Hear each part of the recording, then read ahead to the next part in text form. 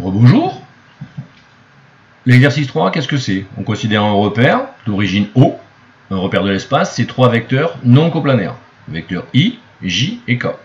Vecteurs dont on connaît les coordonnées dans ce repère, justement. Puisque le premier vecteur aura pour coordonnées 1, 0, 0. Le deuxième J, 0, 1, 0. Et K, enfin, 0, 0, 1.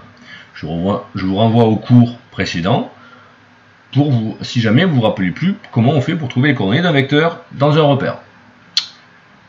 Que vous demande l'exercice? Trouver les représentations paramétriques de droite particulières qui sont l'axe des abscisses, l'axe des ordonnées et l'axe des côtes. C'est l'exercice relativement simple. Je vous donne un indice avant de débuter. Il faut simplement vous rappeler qu'une droite sera toujours définie par un vecteur directeur, toujours non nul, et un point.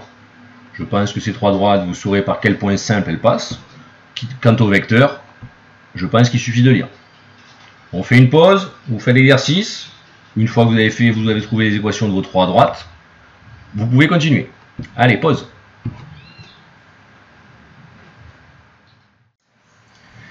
La droite oui, donc j'espère que sous les yeux vous avez ce que vous avez fait.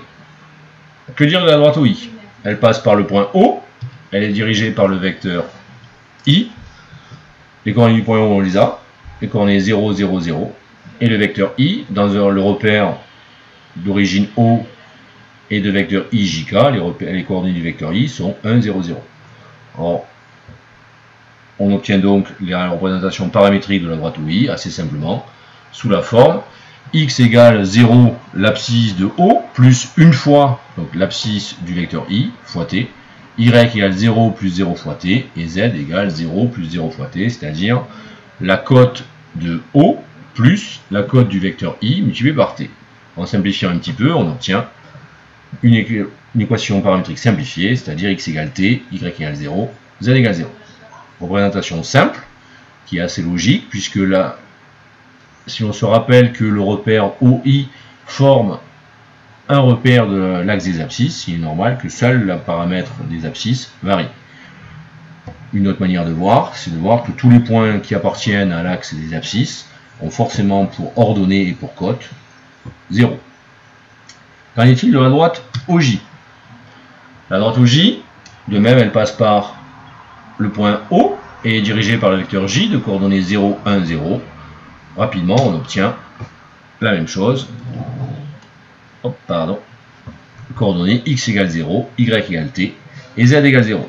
Excusez-moi pour la mise en page, je ferai mieux la prochaine fois. Pour la droite OK, de la même manière, on a les coordonnées du point O qui sont 0, 0, 0, les coordonnées du vecteur K qui sont 0, 0, 1, on obtient x égale 0, y égale 0 et z égale t.